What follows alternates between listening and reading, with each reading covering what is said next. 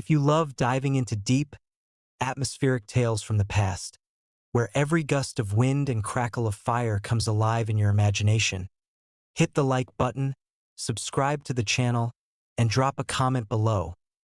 Where are you right now? Cozy in bed before sleep or in a quiet evening with a cup of tea? Today, we embark on a journey to the heart of the American West, into the winter of 1886, when the Great Plains turned into a white kingdom of death known as the Great Die-Up. This isn't just a recounting of historical facts. It's a living canvas where you'll feel the cold seeping into your bones like an unseen enemy and the warmth of camaraderie holding you at the edge of survival. Picture yourself there, in a leather saddle, with the wind whispering secrets of trials to come. This story is for those who crave not only knowledge but also the emotional warmth found in the chill of the night. Let's begin slowly, step by step, like a cowboy guiding a horse through twilight, letting each detail settle into your soul like a snowflake on a warm palm. You awaken slowly, feeling the chill of an early autumn morning creeping across your skin, like icy fingers brushing the nape of your neck beneath a rough woolen blanket you patched together from an old coat. The air in your small cabin on a Montana ranch carries the scent of damp earth and the faint smoke of last night's fire, still smoldering in the corner, spreading a subtle aroma of pine logs mixed with the bitterness of ash. Your name is Jack Reeder, a cowboy, one of those who spend days in the saddle, driving herds across endless plains where the sky feels infinite and the grass rustles under hooves, as if whispering ancient tales of freedom and danger. Your body, hardened by years of labor, aches in every muscle from yesterday's ride, when you drove hundreds of cattle to pastures where yellow grass sways under the sun, casting long shadows like fingers stretching toward the horizon. You rise, your boots touching the cold wooden floor, which creaks under your weight as if grumbling at the early hour, and you feel the rough texture of leather pants rubbing against your legs, a reminder of the long miles traveled yesterday. Outside the window, glazed with a thin layer of frost that glints in the first rays of dawn like crystal beads, the fields stretch out, where cattle low softly, their breath forming white clouds in the air, and the distant jingle of bells on their necks rings out like a melody promising a peaceful day. You approach the fire, coaxing the embers to life, and the flames flare up slowly, casting a warm, yellowish glow across the room, dancing on the rough-hewn log walls, throwing shadows that resemble ghostly figures from past adventures. The smell of fresh smoke fills your nostrils, mingling with the aroma of coffee you brew in an old pot, its bitter taste spreading warmth through your veins as you take the first sip, contrasting with the chill still clinging to your skin like an unwilling guest. Your partner, Old Tom, sleeps at the other end of the cabin, his snores soft and rhythmic, like the sound of distant thunder approaching. He's a veteran of these lands, with a face carved with wrinkles like cracked earth after a drought, and hands calloused from years of gripping reins and ropes, feeling every knot as if reading the braille of fate. You both work for Mr. Grayson, a wealthy rancher whose herds stretch for miles, grazing on open pastures without fences, where the wind carries the scent of fresh grass and wildflowers. In autumn, like now, in October 1886, the job is to round up the cattle closer to the ranch, where you can feed them hay you stacked in summer. Bales of dry grass smelling sweet, like memories of warmer days, rustling underfoot as you walk among them, feeling the stalks catch on your pants. You step outside, the cold air hitting your face like a slap from an invisible hand, and you pull your wool coat tighter, its coarse texture hugging your shoulders, offering a sense of protection. The sky above is gray, with clouds drifting slowly, like herds of sheep in the heavens, and the distant horizon shimmers in the mist, where the mountains of Montana rise, their peaks already dusted with the first snow, glinting white like powdered sugar on a dark cake. The cattle low louder now, their hooves tapping the ground, which is beginning to freeze, forming a crust of ice that crunches under your boots like breaking thin glass. You feed them, scattering hay, and feel the dry grass prick your palms, its scent filling the air, mixed with the musky odor of the animals. A reminder of life full of movement and struggle. Tom wakes, his voice raspy, like the creak of old wood in the wind. Jack, the air bites harder today than yesterday. Feel how it stings your lungs, like needles pricking from the inside? You nod, sitting by the outdoor fire, where the flames crackle, spreading heat that warms your face, contrasting with the chill at your back. You eat breakfast, fried beef with beans, its salty taste on your tongue, mingled with the smoke of the fire, spreading comfort through your body like a promise of strength for the day. The talk turns to rumors brought by travelers from the south. They say this winter's gonna be brutal, Tom whispers, his eyes glinting in the firelight, like reflecting distant lightning. Last year in Texas, snow fell so thick cattle drowned in drifts, their moans echoing like souls crying in torment. And here in the north, chroniclers write that the cold could kill thousands if we ain't ready. A slight shiver runs through your chest, like a premonition crawling up your spine, colder than the wind. But for now, the day goes on as usual. You mount your horses, their warm hides soft and rough under your palms, and their hoofs clop against the ground, ringing rhythmically, like a drum keeping time with your heart. You drive the herd, the wind whistling in your ears, carrying the scent of fresh snow from the mountains, and you see the first snowflakes fall, white and light, like feathers from the sky, settling on your hat, where they melt from your body's warmth, leaving a damp coolness. As a cowboy, your life is constant motion, where each day brings new challenges. In autumn, you prepare for winter, mending fences where wooden posts stand firm, their rough surfaces scratching your hands as you hammer nails, the sound sharp, like a gunshot in the silence. You recall arriving here 3 years ago, from Texas, where the sun burned your skin like fire, and now the cold teaches patience. Your mother, before she passed, said, "Jack, the West is a land of opportunity, but also trials, where the wind whispers truth and the snow hides secrets." Her words echo in your mind as you watch the herd, their brown flanks gleaming in the weak sun, their lowing growing louder, as if sensing what's coming. Another cowboy, young Billy, joins you, his horse snorting, sending clouds of steam into the air, like fleeting ghosts. "Boss says the cattle's weak after the summer drought," he says, his voice young and clear, like a bell on a cow's neck. "If winter hits hard, like in the 1880s when, as stories tell, rivers froze so solid wagons crossed them, we could lose half the herd. The three of you work together, driving the animals to a sheltered ravine, where rock walls rise high, casting shadows that slide across the ground like dark rivers, and the wind howls through them, like a wolf calling its pack. The cold grows sharper with each hour, seeping through your coat, biting your skin like 1,000 tiny teeth, and you wrap yourself tighter, feeling your body's warmth fight against it. The snow falls thicker now, white flakes swirling in the air, like a waltz, settling on the ground, forming a thin layer that crunches under hooves, whispering softly. The scent of snow, clean and crisp, mixed with the musk of cattle and smoke from distant ranch fires, reminds you of community in this vast wilderness. You pause to water your horse at a stream, the water icy, tasting metallic with a hint of earth, and you drink, feeling it cool your throat, contrasting with the warmth of morning coffee. Tom tells a story.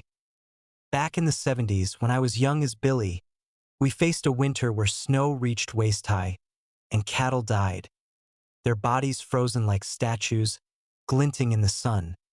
But we survived, sharing the warmth of fires and tales." His words stir a mix of fear and resolve in you, like a fire kindling slowly in your chest. The day fades into evening, the sun sinking below the horizon, painting the sky in shades of orange and purple, like a dying flame, casting long shadows on the snow, now covering the ground in a thin layer, sparkling in the twilight like diamonds under the moon. You return to the cabin, where the fire awaits, its crackling cozy, spreading warmth that embraces your body like a promise of rest. Supper is a thick beef and potato stew, its steam rising, carrying the aroma of spices Mr. Grayson brought from town, the taste warm and rich, spreading through your veins like an elixir of strength. You sit around the fire, shadows dancing on faces, and Billy sings a soft tune, its melody floating gently, like a lullaby, about cowboys roaming under the stars. But tension lingers in the air, as rumors of an approaching storm spread, like smoke from the fire, and you feel the cold outside becoming a harbinger of something greater.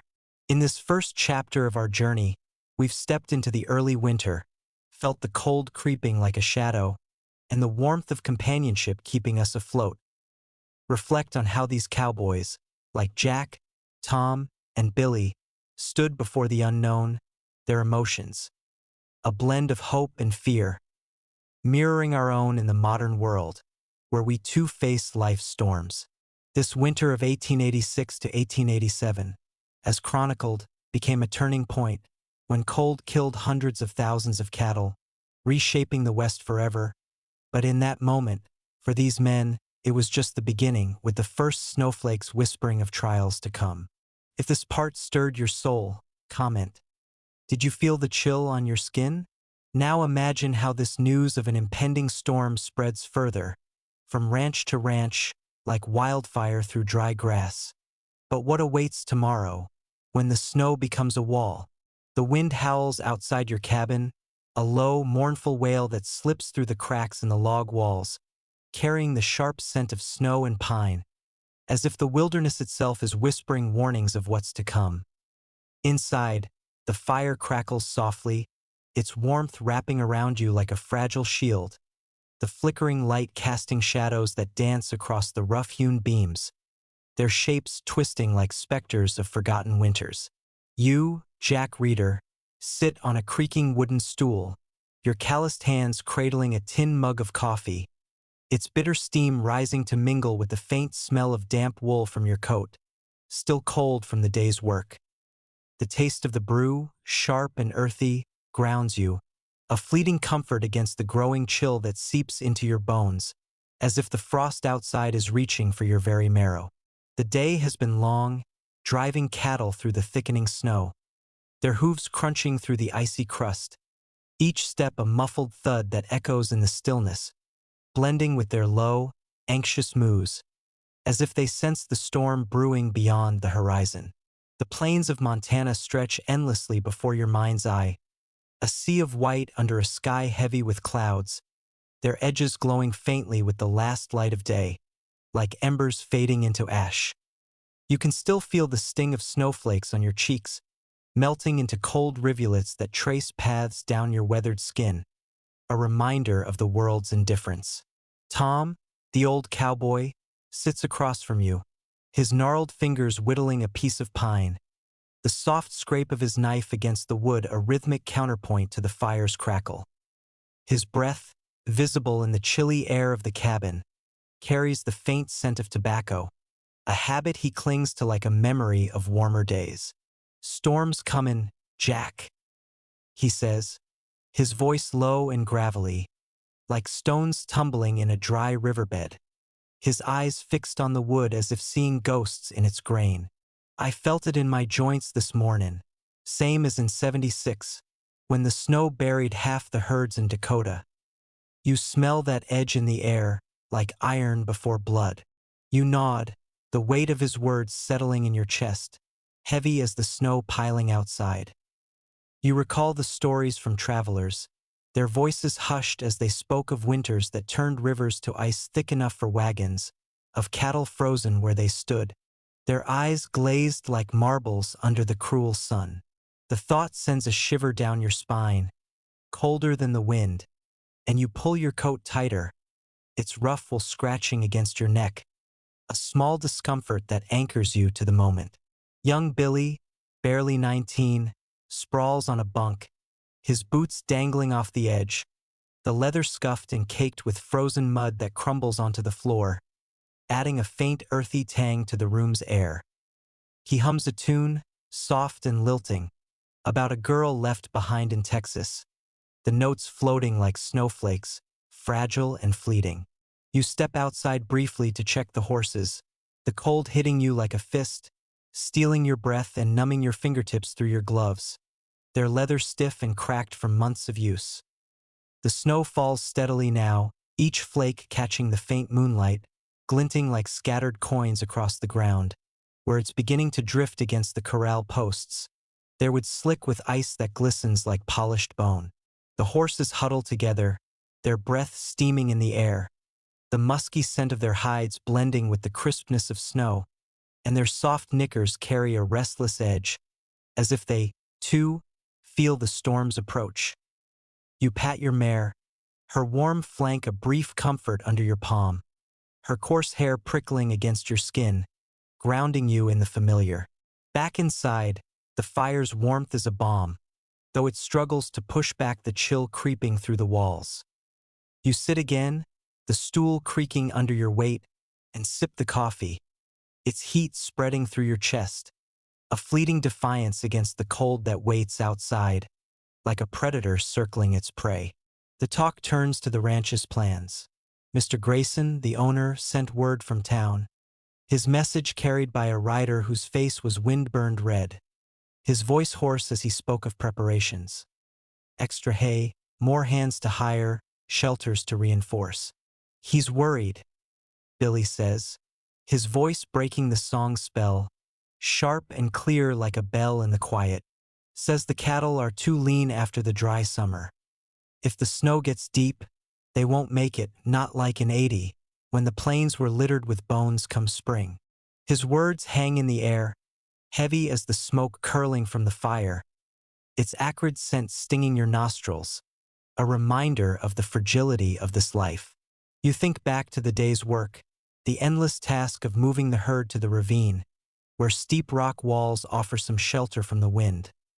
The ground there was uneven, studded with stones that tripped the cattle, their hooves slipping on the icy grass, each stumble accompanied by a low bellow that echoed off the cliffs, sounding like a chorus of despair. You felt the strain in your shoulders, the ache of gripping the reins as your horse pushed through the snow, its breath puffing out in clouds, the rhythm of its gait a steady drumbeat against the wind's wail. The cold bit at your exposed skin, your knuckles raw and red, the leather gloves offering little protection as you lashed ropes to secure the herd. The ravine smelled of wet stone and frost, a sharp, clean scent that cut through the musk of the cattle, and you noticed how the snow clung to their hides, matting their fur. Their eyes wide with a quiet panic you could almost taste, bitter as the coffee now cooling in your mug. Tom had pointed to the sky, its gray expanse unbroken except for the occasional raven, its harsh caw slicing through the silence, a black speck against the clouds, like a warning carved in the heavens. "Nature don't care for us or the cattle," he'd said, spitting into the snow, the sound a soft hiss as it melted a tiny crater in the white. "We gotta outsmart her, or she'll bury us all." Back in the cabin, the conversation drifts to survival, the practical details that tether you to this life. The hay stacked in the barn, its sweet, dusty smell a promise of sustenance for the herd. The extra blankets you've patched together, they're wool heavy and scratchy, smelling faintly of lanolin and sweat. The salted beef stored in barrels, its briny taste a staple when fresh meat runs scarce. You recall the summer's labor, cutting grass under a blistering sun, your hands blistered from the scythe, its wooden handle smooth from use, the repetitive swing of the blade a meditation that left your muscles burning. Now, that hay is your lifeline, each bale a bulwark against the winter's hunger. Billy, ever the optimist, talks of the spring, his voice bright, like the chime of spurs on boots. "Come April, we'll drive what's left to market, make enough to buy new gear, maybe even a bottle of whiskey to warm the nights." But Tom shakes his head, his knife pausing mid-whittle, the wood chips falling to the floor like tiny offerings to the fire. "If the storm's as bad as they say, There won't be much left to drive. I seen it before, herds cut down like wheat, the plains a graveyard. His words sink into you, heavy as the snow outside, and you feel the weight of the unknown pressing against your chest, like the cold itself squeezing your ribs. The night deepens, the wind's howl growing fiercer, rattling the cabin's door, its hinges creaking like a warning. You stoke the fire, the logs hissing as they release their sap, the scent sharp and resinous, filling the room with a warmth that feels fleeting, like a memory slipping away. You lie on your bunk, the straw mattress rustling beneath you, its dry, grassy smell mingling with the wool of your blanket, which scratches your chin as you pull it tight. The sound of Tom's snoring and Billy's soft humming weave into the wind's song, creating a strange lullaby that keeps sleep at bay. You think of your mother's words again, her voice a distant echo. The West tests you, Jack, but it's in the struggle you find who you are. The cold outside is no longer just weather. It's a force, a challenge that will shape the days ahead, testing not just your body but your will, your bonds with Tom and Billy, the fragile community of this ranch. The snow is falling faster now. You can hear it tapping the roof, a soft, relentless patter, like fingers drumming on a coffin lid, and you wonder how far this storm will spread. How many others are huddling by fires tonight, whispering of the cold to come. This chapter has carried us deeper into the gathering storm, where the cold tightens its grip and the warmth of shared stories holds you fast. Reflect on how these men, bound by necessity, face a world turning hostile, their fears and hopes a mirror to our own battles against uncertainty. In 1886, as chroniclers later wrote, the Great Die-Up began to unfold, a catastrophe that would claim countless lives, human and animal, reshaping the West's future. But for now, Jack, Tom, and Billy stand at the edge, their world shrinking under the weight of snow. Share your thoughts in the comments. Can you feel the storm's breath on your neck?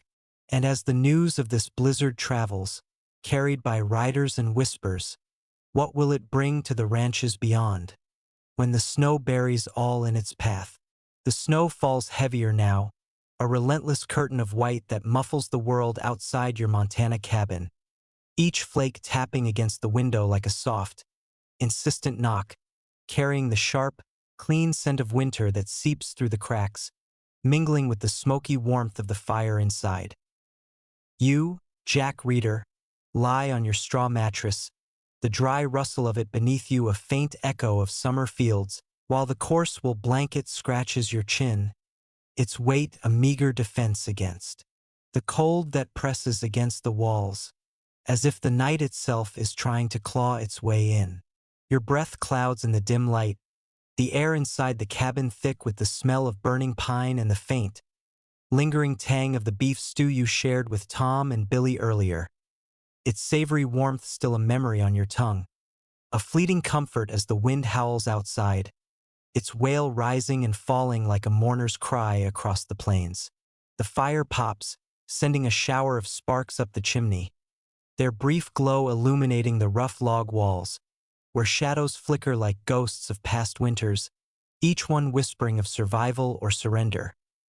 Your hands, still raw from the day's work, ache as you flex them, the skin cracked from the cold, the texture of your leather gloves now stiff and unyielding, a reminder of the endless hours spent gripping reins in the snow. Outside, the cattle huddle in the ravine, their low moans barely audible through the storm, a sound that tugs at your chest, like a rope pulling tight, as you imagine their broad bodies shivering under the growing drifts, their breath steaming in the dark, a fragile defiance against the freeze. Tom sits by the fire, his weathered face lit by the flames, the lines etched deep, like canyons carved by years of wind and sun. He's mending a bridle, his fingers moving slowly, the leather creaking softly under his touch, its rich, oiled scent mixing with the smoke, a grounding note in the tense air. "This ain't just a storm, Jack," he says, his voice low, like the rumble of distant hooves. his eyes fixed on the fire as if reading omens in its dance. It's a beast, like the ones in 73, when the snow piled so high we dug tunnels to the barns. I can smell it comin', sharp like blood in the air. You feel the weight of his words, heavy as the snow outside, and you glance at Billy, who's whittling a stick into a crude whistle, the soft scrape of his knife and nervous rhythm. His young face tight with worry, his breath quick and shallow, like a colt sensing danger. The cabin feels smaller now, the walls closing in as the storm grows louder. The wind's howl weaving with the cattle's distant cries, a chorus that sets your nerves on edge, like the twang of a taut lasso. You stand, your boots thudding on the wooden floor, the cold seeping through the soles, and peer out the window. The world is a blur of white, the corral posts barely visible, their outlines softened by snow that clings like a shroud, glinting faintly in the moonlight, as if the plains themselves are fading into a dream. You recall the day's labor, moving the herd deeper into the ravine, where the rock walls offered some shelter but not enough. The snow was ankle-deep by noon, crunching under your horse's hooves, each step a sharp crack that echoed off the cliffs, blending with the cattle's lowing, a sound heavy with unease, like a warning bell tolling in the distance. Your hands ached from the reins, the leather biting into your palms, the cold making your knuckles sting as if pricked by thorns, and you felt the wind's bite on your face, raw and unrelenting, leaving your skin tight and burning, like a brand seared into flesh. The cattle moved sluggishly, their flanks heaving, their coats dusted with snow that melted into wet patches, the musky smell of their hides sharp in the air, mixed with the crisp scent of frost and the faint, metallic tang of the stream nearby, its surface already rimed with ice that cracked under your boot when you dismounted to clear a path. Tom had ridden ahead, his figure a shadow in the snow, shouting orders you could barely hear over the wind, his voice rough but steady, like a beacon in the chaos. Billy trailed behind, his horse slipping on the icy ground, the boy's curses sharp and bright, like sparks in the cold, his fear palpable, a taste like iron on your tongue as you pushed forward, driven by the need to keep the herd safe. Back in the cabin, you sit again, the stool groaning under your weight, and sip the last of the coffee, its bitterness now cold but grounding, a faint warmth lingering in your chest, like a memory of summer's sun. The fire's glow reflects in Tom's eyes, where you see a flicker of something. Resolve, perhaps, or resignation, the kind that comes from surviving too many winters. He tells a story, his voice slow and deliberate, like the drip of melting snow. Back in 79, I was on a ranch in Wyoming. Storm hit so fast we lost half the herd in a night, their bodies buried till spring. When we found 'em, frozen like statues, their eyes staring at nothing. But we kept goin', 'cause quittin' ain't in us. His words stir a quiet strength in you, but also a dread, like a stone sinking in your gut, as you imagine the plains littered with carcasses. The snow stained red, the silence louder than any storm. Billy stops whittling, his whistle half-formed, and blows a tentative note, its thin, reedy sound cutting through the cabin, fragile as a bird's call in the wind. "Will we lose 'em all, Tom?" he asks, his voice cracking, like ice underfoot, and the old man doesn't answer, just stares into the fire, the silence heavier than the snow outside. You think of Mr. Grayson, safe in town, his orders delivered by that wind-burned rider, whose horse's hooves left deep prints in the snow, now filled in by the storm. He'd spoken of extra supplies, of hiring more hands, but the words felt hollow, like promises made to a dying man. The ranch's survival depends on you, Tom, and Billy, on the hay in the barn. Its sweet, dusty scent a faint hope against the hunger to come.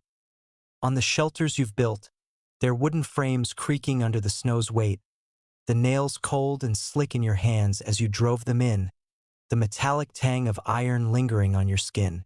You recall the summer's drought, the grass brittle underfoot, its crunch like breaking bones, the rivers low and sluggish, their water tasting of mud and despair. The cattle were lean even then, their ribs visible, their lowing weak, and now the cold threatens to finish what the sun began. You lie back on your bunk, the straw poking through the thin mattress, its dry, grassy smell a faint echo of better days, and pull the blanket tighter. It's well heavy with the scent of lanolin. A small comfort against the cold that seeps through the walls, like a thief stealing warmth. The storm outside grows fiercer, the winds howl now a scream, rattling the cabin's door, its hinges groaning like a beast in pain. You hear the cattle's distant cries, fainter now, swallowed by the snow, and you wonder how many will survive the night, how many will stand come morning, their flanks heaving or lie buried, their breath stilled. The fire's warmth is a fragile thing, its crackle a lullaby that fights the storm's song, and you feel the weight of the days ahead, the struggle that will test not just your body but the bonds between you, Tom, and Billy, the thin thread of hope that holds this ranch together. Your mother's words echo again, softer now, like a whisper through the snow. The West is a forge, Jack, and it shapes you in fire and ice.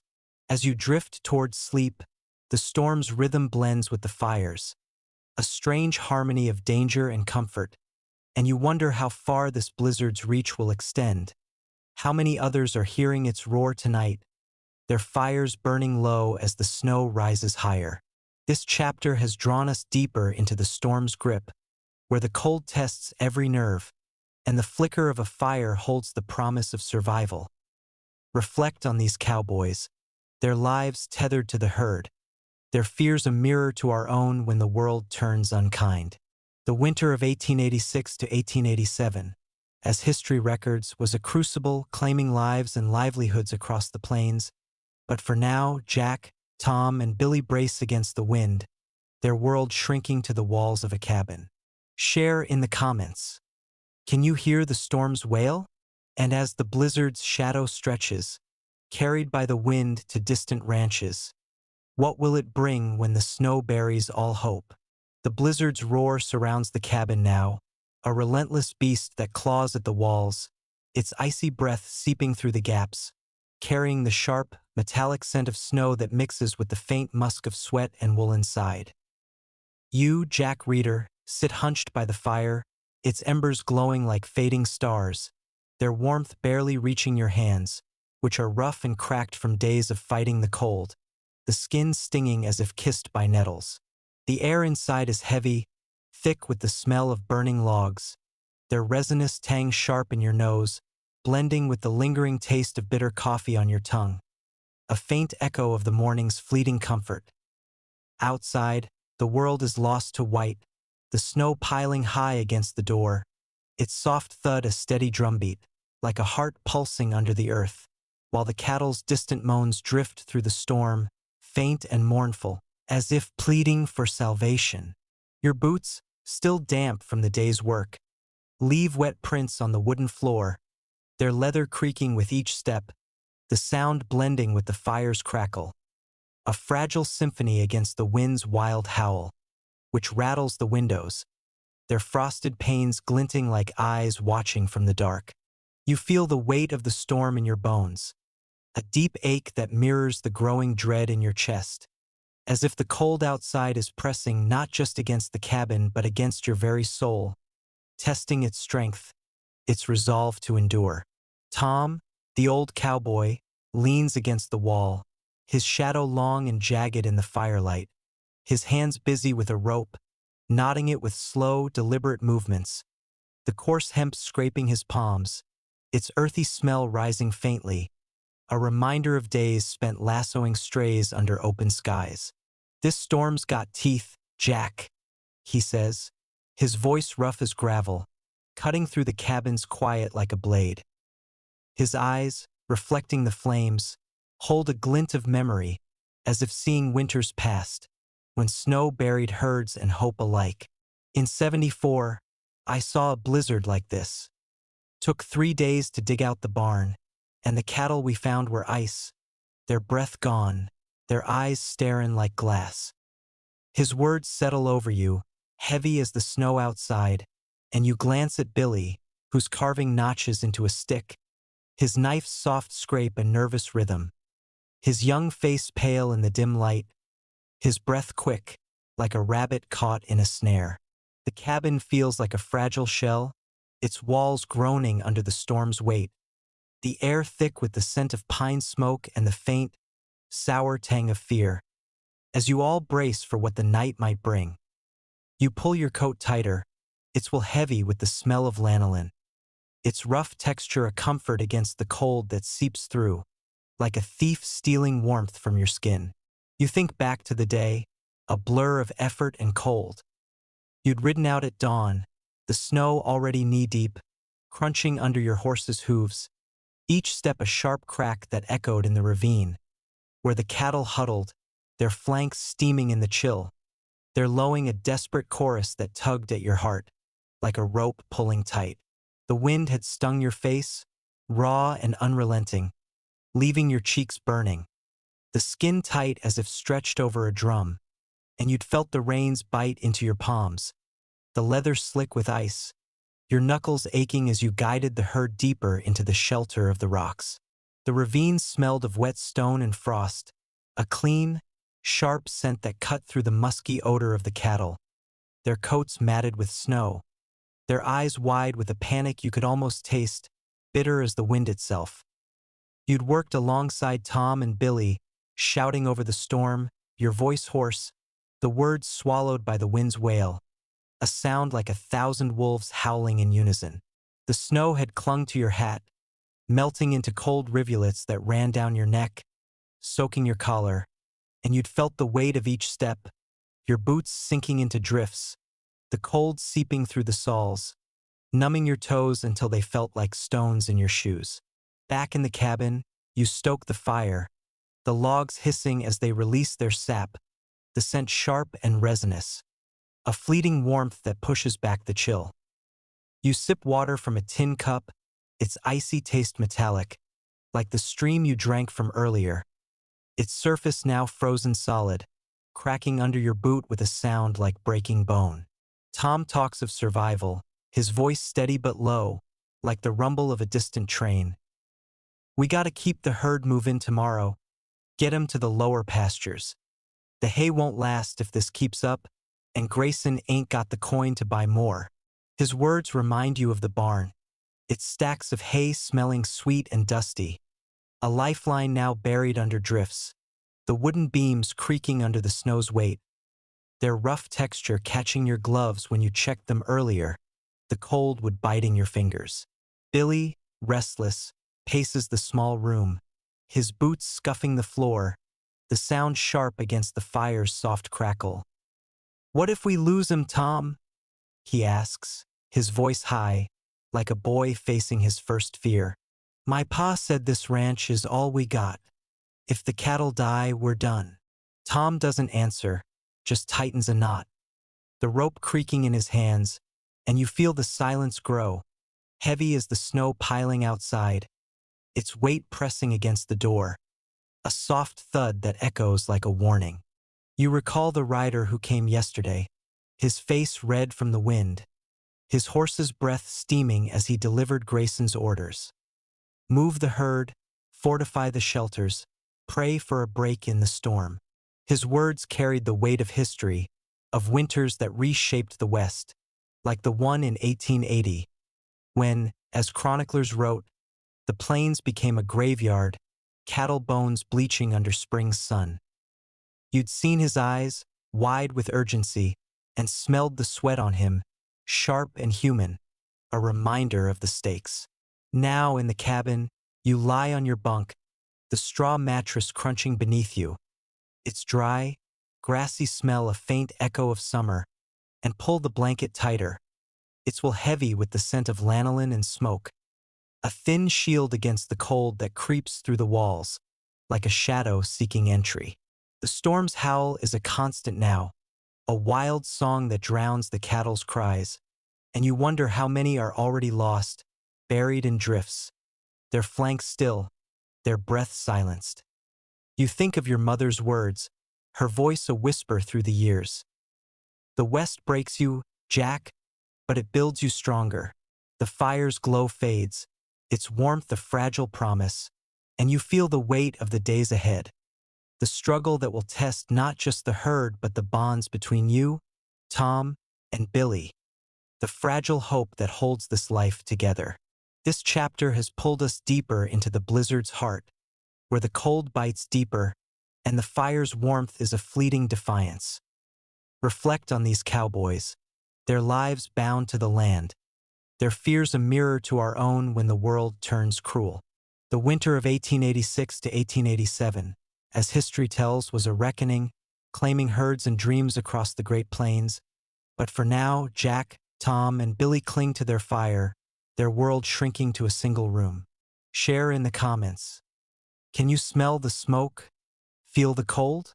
And as the storm's reach grows, its howl carrying tales of loss to other ranches. What will dawn reveal when the snow buries all but the strongest? The storm's fury rages on, a ceaseless roar that shakes the cabin's walls, each gust slamming against the logs like a fist, carrying the biting scent of snow and ice that slips through the cracks, mingling with the smoky warmth inside. Where the fire sputters, its embers glowing faintly, like dying stars struggling to shine.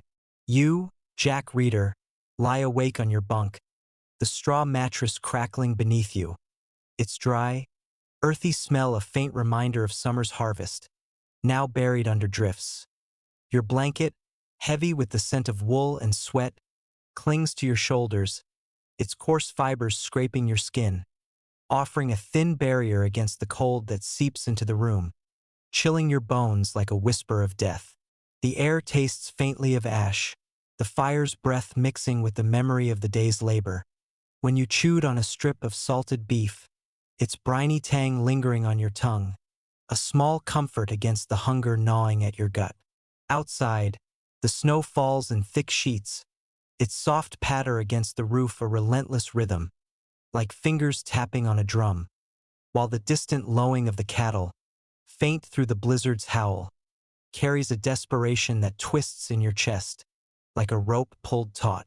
The window panes, frosted over, glow faintly with moonlight, their icy patterns glinting like shattered glass, and you imagine the plains beyond, swallowed in white, where the world feels both vast and suffocating, a paradox that presses against your mind, heavy as the drifts piling outside. Tom stirs in his bunk, his breathing uneven, punctuated by a low cough that rasps like sandpaper on wood. He rises, his silhouette stark against the firelight, and tosses a log onto the embers, the wood hissing as it catches, releasing a sharp, resinous scent that fills the cabin, a fleeting warmth that battles the cold creeping through the floorboards, their rough grain icy under your bare feet as you shift. "Can't sleep, Jack?" he asks, his voice a low growl, like the rumble of a distant storm, his eyes glinting with a mix of weariness and resolve, as if he's staring down the blizzard itself. This ain't just weather. It's a test, like the winter of '71, when we lost everything but our grit. You smell that snow, sharp as a blade, cutting through every hope we got. You nod, feeling the truth in his words, heavy as the snow outside, and glance at Billy, curled up in his bunk. His young face softened in sleep, his breath slow and steady, like a metronome, but his hands clutching the blanket, as if even in dreams he fights the cold. The cabin's air is thick, the smoke from the fire curling upward, its acrid tang stinging your eyes, blending with the faint, musky odor of the cattle you can't see but feel, their presence a weight on your mind, their survival your burden. You think back to the day, a grueling slog through the deepening snow. You'd ridden out at first light, the air so cold it burned your lungs, each breath a sharp stab, like inhaling shards of glass, and the snow was thigh-deep, clinging to your horse's legs, its hooves breaking through the crust with a crunch that echoed in the ravine, where the cattle huddled, their flanks trembling, their breath steaming in clouds that vanished into the storm. Your hands, wrapped in leather gloves, ached from the rains, the cold making the leather brittle, biting into your palms, and you felt the wind lash your face, leaving your cheeks raw, the skin tight and stinging, like a burn that wouldn't fade. The cattle moved slowly, their bodies sluggish, their coats caked with snow that melted into icy patches, the musky smell of their hides sharp in the air, mixed with the clean, piercing scent of frost and the faint, metallic tang of blood from a calf that slipped, its leg caught in a hidden crevice, its panicked bellows ringing in your ears, a sound that still haunts you now, like a ghost lingering in the dark. You'd worked with Tom and Billy, your shouts muffled by the wind's wail, a wild, keening cry that seemed to mock your efforts, and you'd felt the weight of each step, your boots sinking into drifts, the cold numbing your legs until they felt like dead wood, heavy and useless. Back in the cabin, you sit up, the bunk creaking, and sip water from a tin cup, its icy chill sharp against your teeth, tasting of the frozen stream you crossed earlier, its surface cracking under your weight, the sound like a gunshot in the silence. Tom talks of the past, his voice slow, like the drip of melting ice. In '75, we rode through a storm like this, lost half the herd, but saved the rest by keeping 'em move in, even when the snow blinded us. You gotta outlast it, Jack, outlast the cold. His words stir a flicker of hope, but also a fear, like a stone lodged in your throat, as you imagine the plains buried, the cattle frozen, their eyes empty, their bodies a testament to nature's cruelty. Billy stirs, mumbling in his sleep, his voice a soft whimper, like a child lost in a dream, and you wonder what he sees. Green pastures or endless snow, a future or a grave. The fire's warmth is fading, its glow weak, and you stoke it, the logs crackling, their sap popping like tiny explosions, the scent sharp and green, a reminder of life in a world turning to ice.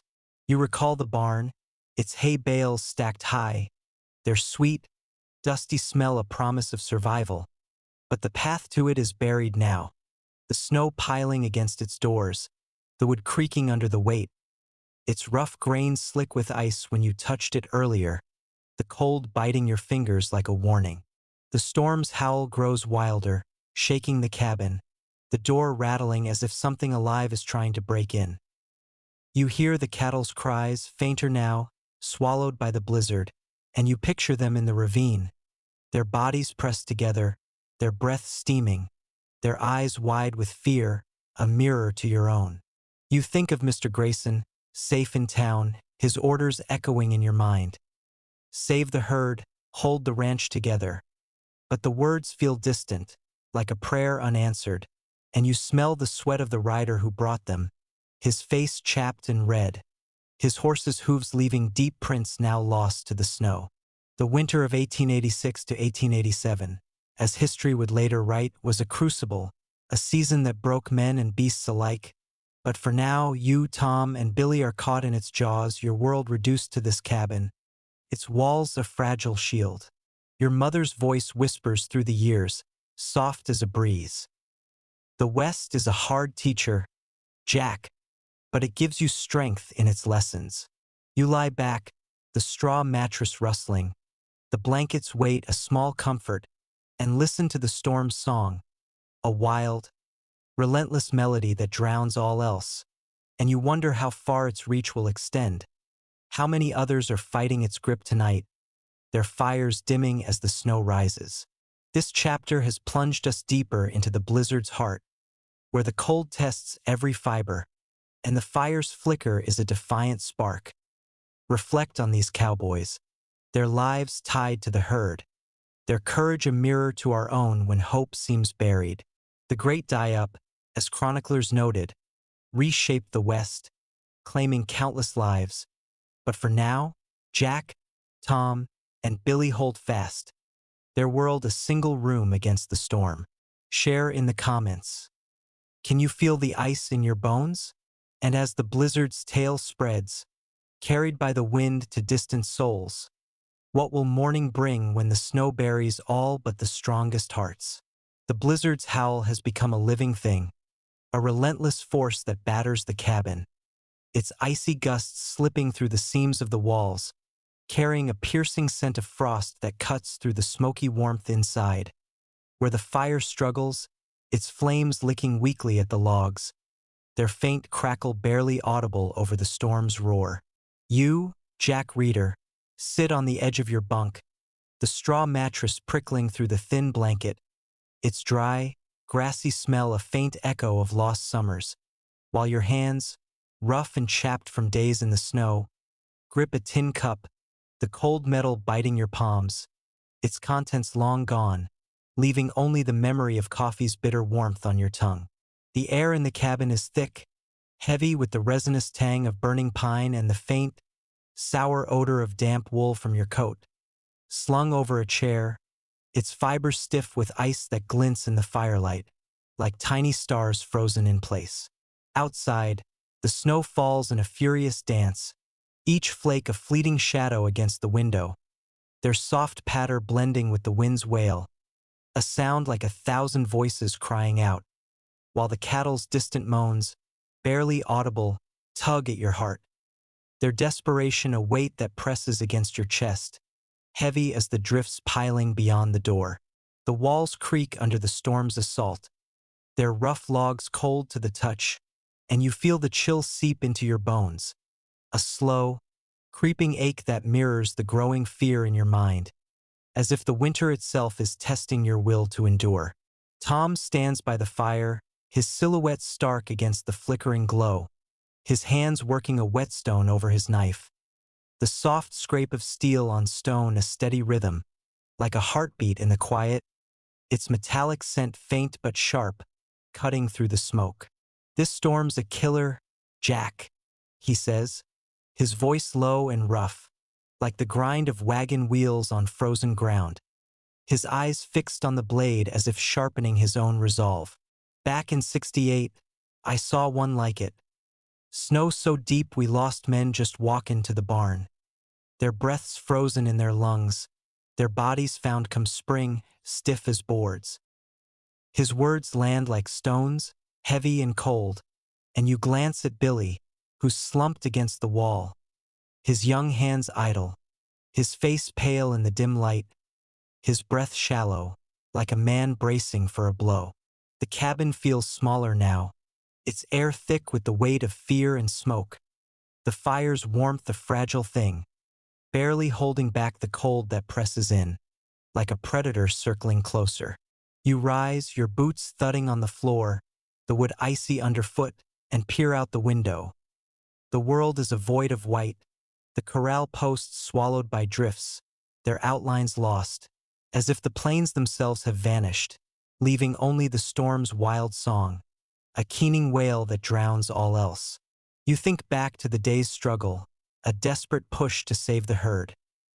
Dawn had broken gray and cold, the snow waist-deep, crunching under your horse's hooves, each step a sharp crack that echoed in the ravine, where the cattle huddled, their flanks trembling, their breath steaming in clouds that froze into icy mist. The wind had lashed your face, raw and unrelenting, leaving your cheeks stinging, the skin tight as if seared by fire, and you'd felt the reins cut into your palms, the leather brittle with ice, your knuckles aching as you drove the herd deeper into the shelter of the rocks. The ravine smelled of wet stone and fear, the cattle's musky odor sharp in the air, mixed with the clean, biting scent of snow and the faint, metallic tang of blood from a steer that fell. Its legs snapped in a hidden crevice, its bellows ringing out, a sound that still echoes in your mind, like a cry from the dark. You'd worked with Tom and Billy, your shouts lost in the wind's howl, a wild, shrieking cry that seemed to mock your efforts, and you'd felt the weight of each step, your boots sinking into drifts, the cold numbing your legs until they felt like lead, dragging you down. Tom had led the way, his figure a shadow in the snow, his voice steady but strained, like a rope fraying under tension, while Billy struggled behind, his horse slipping, his curses sharp and bright, like sparks in the cold. His fear a taste you could feel, bitter as the wind itself. Back in the cabin, you stoke the fire, the logs hissing as their sap pops, the scent sharp and green, a fleeting reminder of life in a world turning to ice. You sip water from a jug, its chill sharp against your teeth, tasting of the frozen stream you crossed, its surface cracking under your weight, the sound like a bone snapping in the silence. Tom speaks of survival, his voice slow, like the creak of a barn door.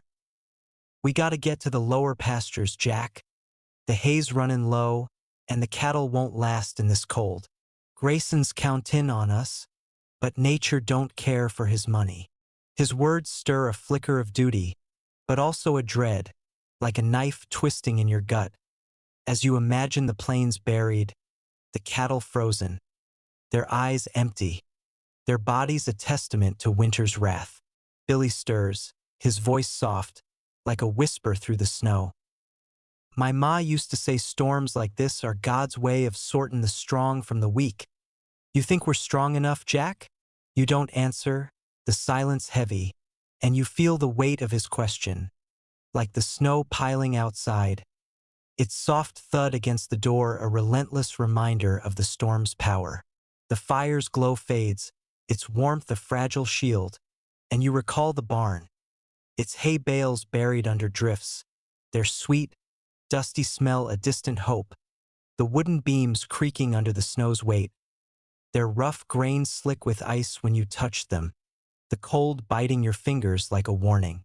The storm's wail grows fiercer, shaking the cabin, the windows rattling as if something alive is trying to break through.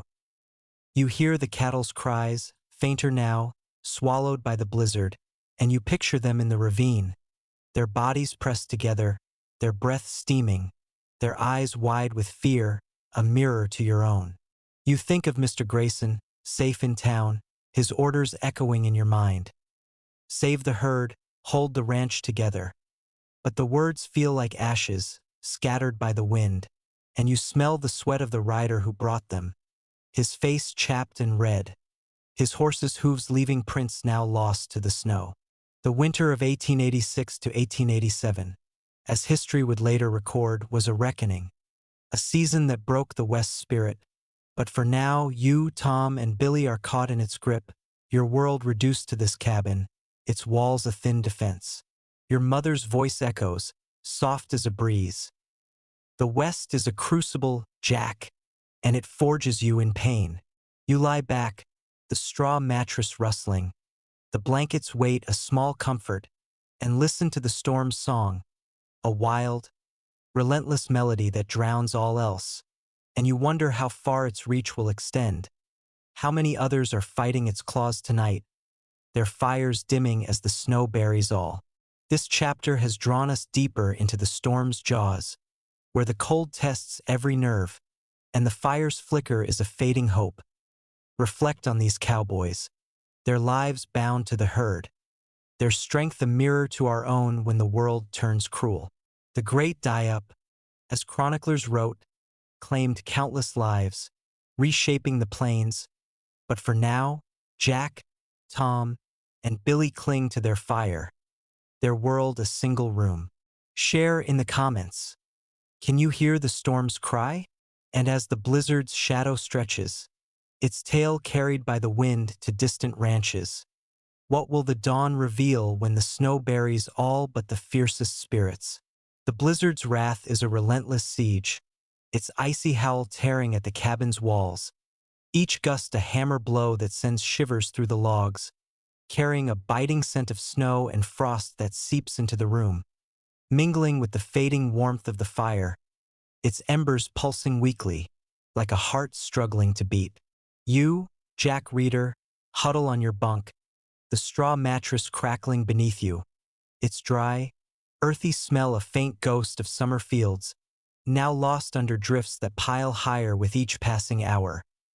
Your blanket, heavy with the musky odor of wool and sweat, clings to your shoulders, its coarse fibers scraping your skin. A thin shield against the cold that creeps through the floorboards, chilling your feet like a whisper of defeat. The air in the cabin is thick, saturated with the sharp, resinous tang of burning pine. Its smoke curling upward, stinging your eyes, blending with the faint, metallic taste of water you sipped from a tin cup, its icy chill lingering on your tongue, a stark reminder of the frozen stream you crossed days ago, its surface cracking like brittle bone under your boot. Outside, the snow falls in a wild frenzy, each flake a fleeting shadow against the frosted windows, their soft patter a relentless drumbeat, weaving with the wind's wail, a sound like a chorus of lost souls crying across the plains. The cattle's distant moans, barely audible, pierce your heart, their desperation a weight that settles in your chest, heavy as the drifts burying the world beyond. The firelight casts jagged shadows on the walls, their shapes twisting like specters of past winters, and you feel the storm's presence, not just outside but within, a cold that tests your resolve, your very will to endure. Tom sits by the fire, his weathered hands carving a piece of wood, the soft scrape of his knife a steady rhythm, like the tick of a clock counting down the hours. The wood's fresh, sappy scent rises faintly, cutting through the smoke, a reminder of living things in a world turning to ice. "This ain't just a storm, Jack," he says, his voice a low growl, like the rumble of a distant avalanche, his eyes glinting in the firelight, as if seeing through the snow to winters long past. "In '72 we faced one like this. Snow so deep it swallowed barns whole, and the cattle we found come spring were just bones, their hides stretched tight, like drums for the wind to play. You smell that cold out there? It's death, waitin' to claim what's weak." His words sink into you, heavy as the snow piling against the door, its soft thud a constant reminder of the blizzard's power. And you glance at Billy, curled up in his bunk, his young face tight with worry, his breath shallow, like a man drowning in dreams. The cabin feels like a fragile cocoon, its air thick with the weight of fear and smoke, the fire's warmth a fleeting defiance against the cold that presses in, like a beast circling closer, its breath frosting the windows, their panes glinting like eyes watching from the dark. You think back to the day, a desperate battle against the storm. You'd ridden out at dawn, the snow chest-deep, crunching under your horse's hooves, each step a sharp crack that echoed in the ravine, where the cattle huddled, their flanks trembling, their breath steaming in clouds that froze into icy mist, their lowing a mournful chorus that tugged at your soul, like a rope pulling tight. The wind had lashed your face, raw and unrelenting, leaving your cheeks burning, the skin tight as if seared by fire, and you'd felt the reins cut into your palms, the leather brittle with ice, your knuckles aching as if crushed by stones, the cold seeping through your gloves, their stitching frayed, their leather stiff and unyielding. The ravine smelled of wet stone and fear, the cattle's musky odor sharp in the air, mixed with the clean, piercing scent of snow and the faint, metallic tang of blood from a steer that fell. Its legs snapped in a hidden crevice, its bellows ringing out, a sound that still haunts you, like a cry from the void. You'd worked with Tom and Billy, your shouts swallowed by the wind's howl, a wild, shrieking cry that seemed to mock your efforts, and you'd felt the weight of each step, your boots sinking into drifts, the cold numbing your legs until they felt like dead wood dragging you down. Tom had led the way, his figure a shadow in the snow, his voice steady but strained, like a rope fraying under tension, while Billy struggled behind, his horse slipping, his curses sharp and bright, like sparks in the cold, his fear a taste you could feel, bitter as the wind itself. Back in the cabin, you stoke the fire, the logs hissing as their sap pops, the scent sharp and green, a fleeting reminder of life in a world turning to ice. You sip water from a jug, its chill sharp against your teeth, tasting of the frozen stream you crossed, its surface cracking under your weight, the sound like a gunshot in the silence. Tom speaks of survival, his voice slow, like the creak of a barn door. "We gotta get to the lower pastures, Jack. the hay's near gone, and the cattle won't last in this cold. Grayson's countin' on us, but the snow don't care for his money.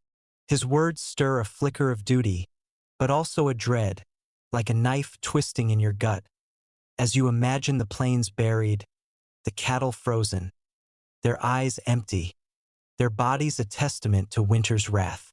Billy stirs, his voice soft, like a whisper through the snow.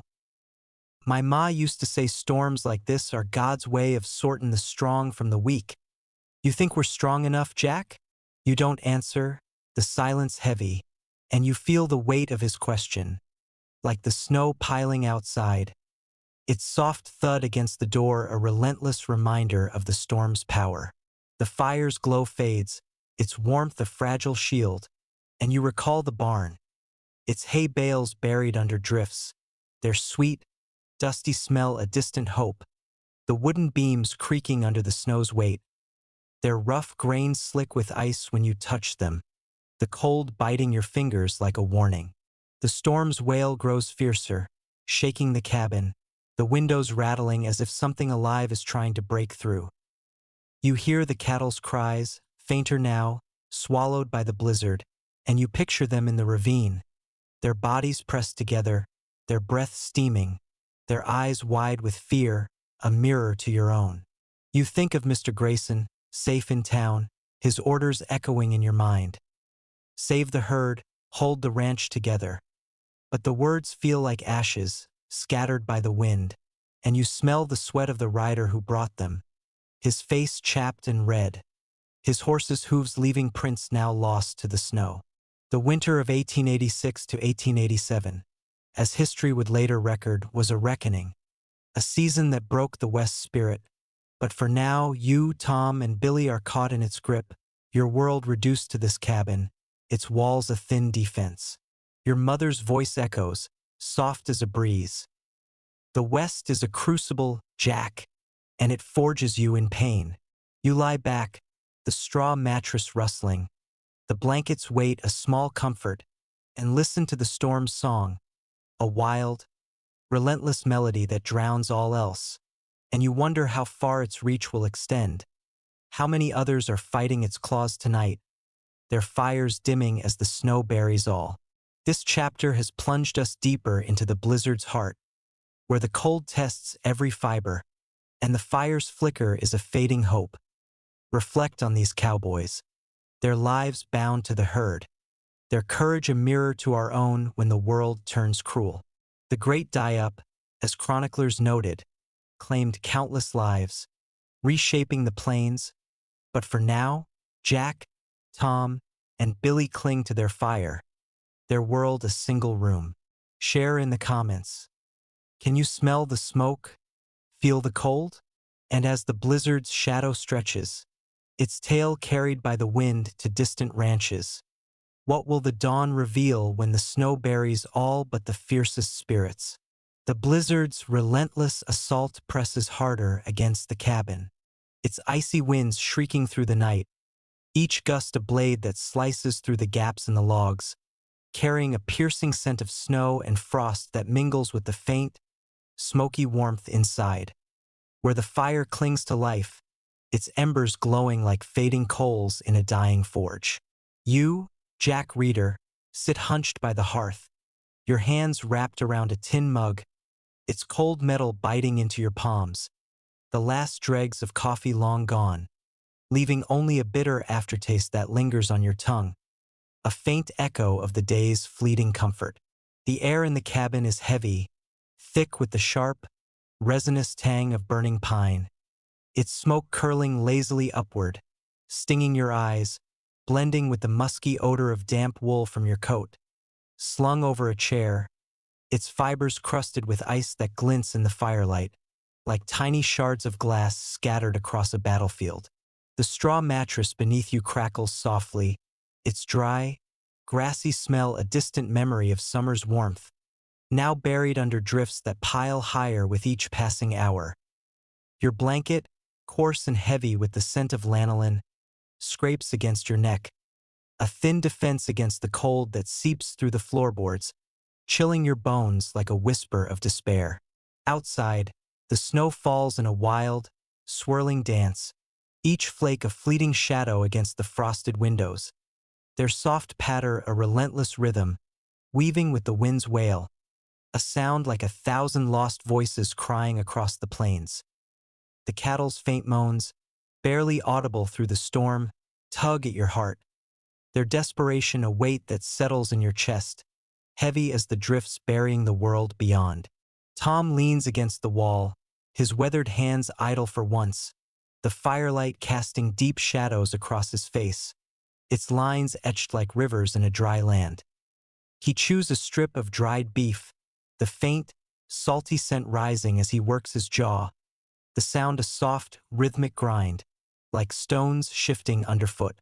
"This storm's got no mercy, Jack," he says, his voice low and rough, like the creak of a barn door in the wind, his eyes fixed on the fire as if reading omens in its flickering glow. "In '69, I saw one bury a whole town in Dakota. Folks froze in their beds, their breath stopped, their hands clutching blankets like they could hold back death. You smell that cold out there? It's hungry, and it don't care who it takes." His words settle over you, heavy as the snow piling against the door, its soft thud a constant drumbeat, like a heart pulsing in the dark, and you glance at Billy, who's whittling again, his knife scraping a stick into a crude figure, the soft sound a nervous counterpoint to the storm's roar, his young face tight with fear, his breath quick, like a colt sensing a predator. The cabin feels like a fragile shell, its air thick with the weight of smoke and dread, the fire's warmth a fleeting defiance against the cold that presses in, like a beast clawing closer, its breath frosting the windows, their panes glinting like eyes watching from the void. You think back to the day, a grueling fight against the blizzard's grip. You'd ridden out at first light, the snow chest deep, crunching under your horse's hooves, each step a sharp crack that echoed in the ravine, where the cattle huddled, their flanks trembling, their breath steaming in clouds that froze into icy mist, their lowing a desperate chorus that clawed at your soul, like a rope pulling taut. The wind had lashed your face, raw and unrelenting, leaving your cheeks stinging, the skin tight as if seared by fire, and you'd felt the reins cut into your palms, the leather brittle with ice, your knuckles aching as if crushed by stones, the cold seeping through your gloves, their stitching frayed, their leather stiff and unyielding. The ravine smelled of wet stone and fear, the cattle's musky odor sharp in the air, mixed with the clean, piercing scent of snow and the faint, metallic tang of blood from a steer that fell. Its legs snapped in a hidden crevice, its bellows ringing out, a sound that still haunts you, like a cry from the abyss. You'd worked with Tom and Billy, your shouts swallowed by the wind's howl, a wild, shrieking cry that seemed to mock your efforts, and you'd felt the weight of each step, your boots sinking into drifts, the cold numbing your legs until they felt like lead, dragging you down. Tom had led the way, his figure a shadow in the snow, his voice steady but strained, like a rope fraying under tension, while Billy struggled behind, his horse slipping, his curses sharp and bright, like sparks in the cold, his fear a taste you could feel, bitter as the wind itself.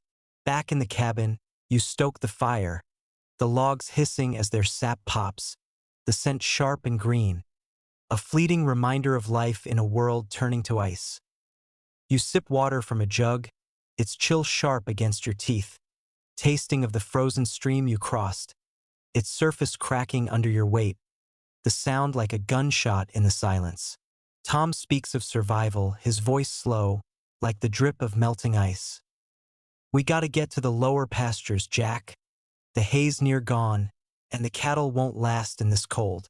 Grayson's countin' on us, but the snow don't care for his money." His words stir a flicker of duty, but also a dread, like a knife twisting in your gut, as you imagine the plains buried, the cattle frozen, their eyes empty, their bodies a testament to winter's wrath. Billy stirs, his voice soft, like a whisper through the snow. My ma used to say storms like this are God's way of sorting the strong from the weak. You think we're strong enough, Jack?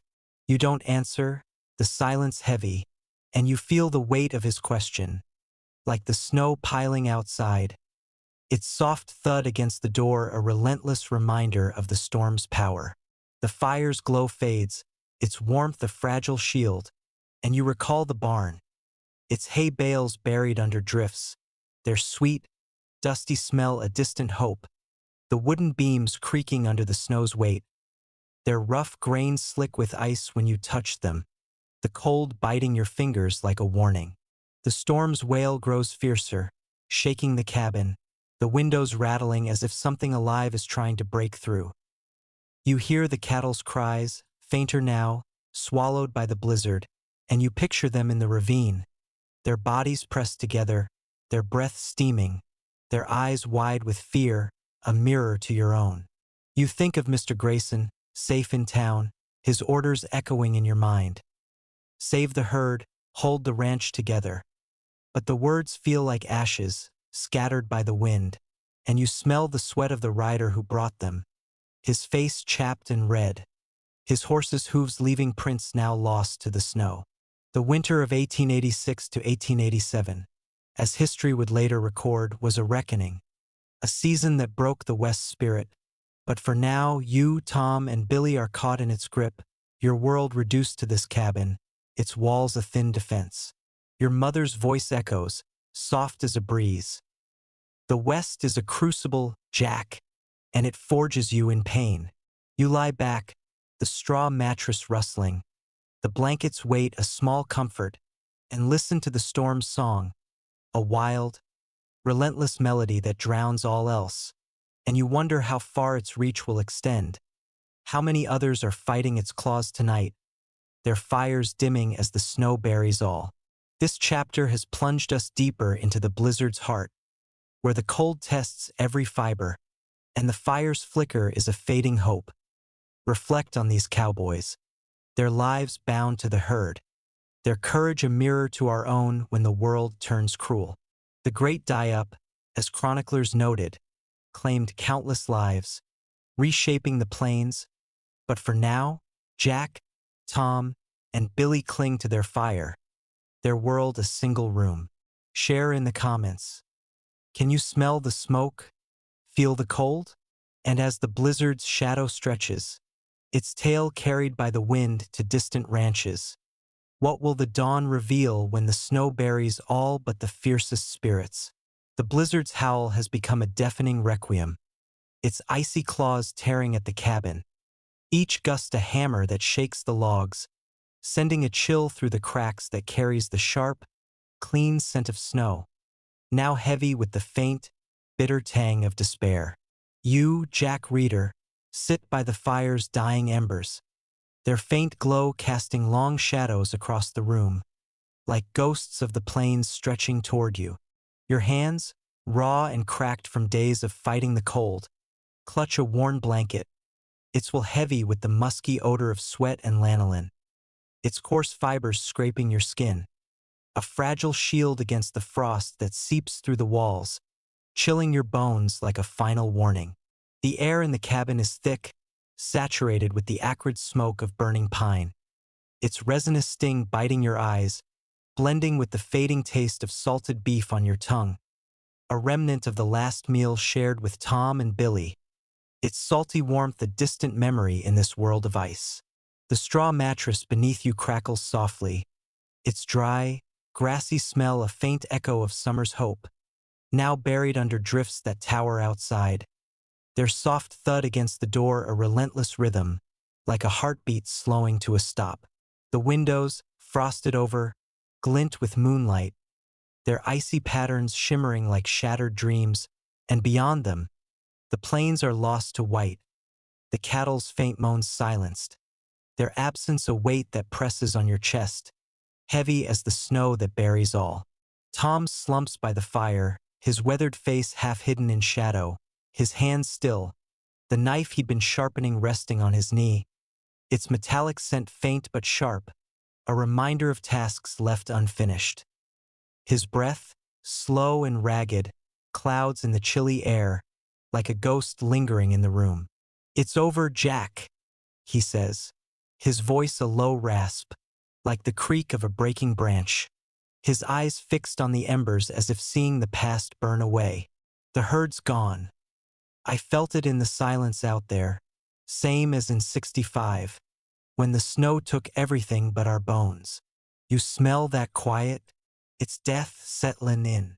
His words fall like stones, heavy and final, and you glance at Billy, curled up in his bunk, his young face slack in sleep, his breath shallow, like a child lost in a dream, his hands clutching a carved stick, its rough edges a testament to his restless hope. The cabin feels like a tomb now, its air thick with smoke and sorrow, the fire's warmth a fading whisper against the cold that presses in. Like a tide swallowing the shore, its breath frosting the walls, their logs groaning under the snow's weight, as if mourning the world outside. You think back to the final day, a desperate struggle against the blizzard's might. You'd ridden out at dawn, the snow head high, crunching under your horse's hooves, each step a sharp crack that echoed in the ravine, where the cattle lay, their bodies buried, their flanks still, their breath gone, their eyes frozen open, glinting like glass in the weak light. The wind had torn at your face, raw and merciless, leaving your cheeks burning, the skin tight as if branded by ice, and you'd felt the reins slip from your hands, the leather brittle and useless, your knuckles numb, as if the cold had stolen your strength. The ravine smelled of death, the musky odor of cattle overwhelmed by the clean, piercing scent of snow, and the faint, metallic tang of blood from those that fought to stand, their bellows silenced, their bodies a testament to winter's victory.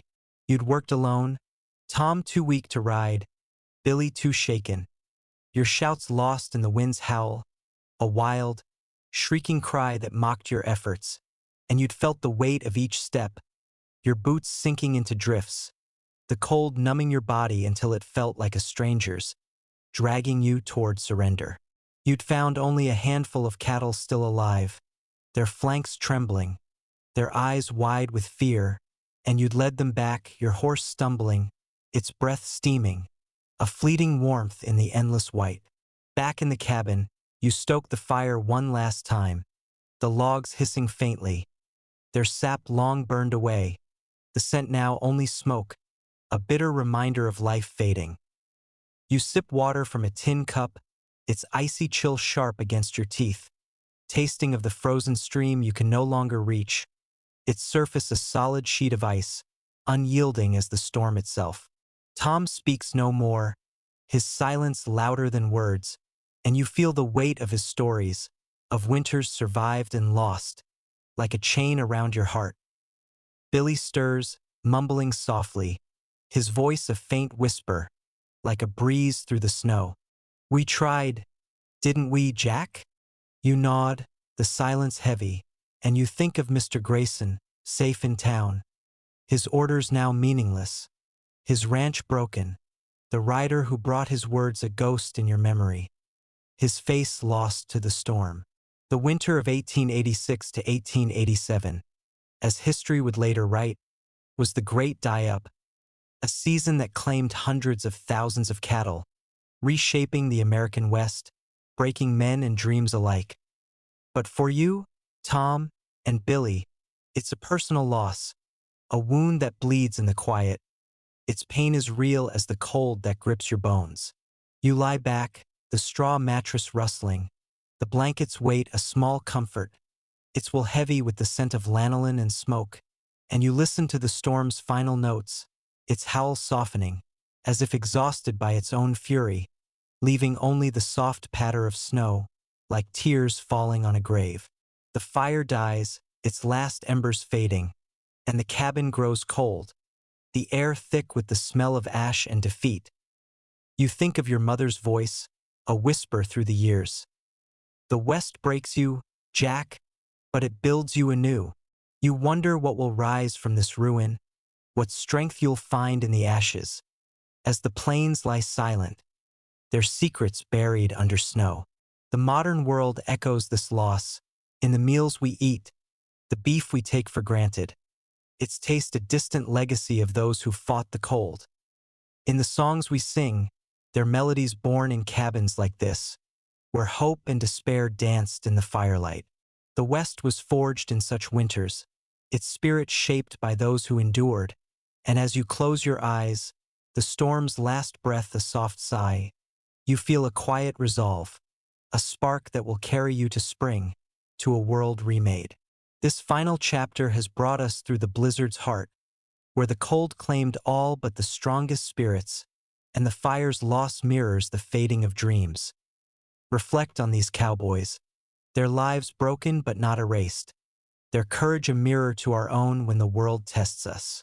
The great die-up, as chroniclers recorded, left the plains a graveyard, but also a testament to resilience, to the men who faced the snow and lived to tell its tale.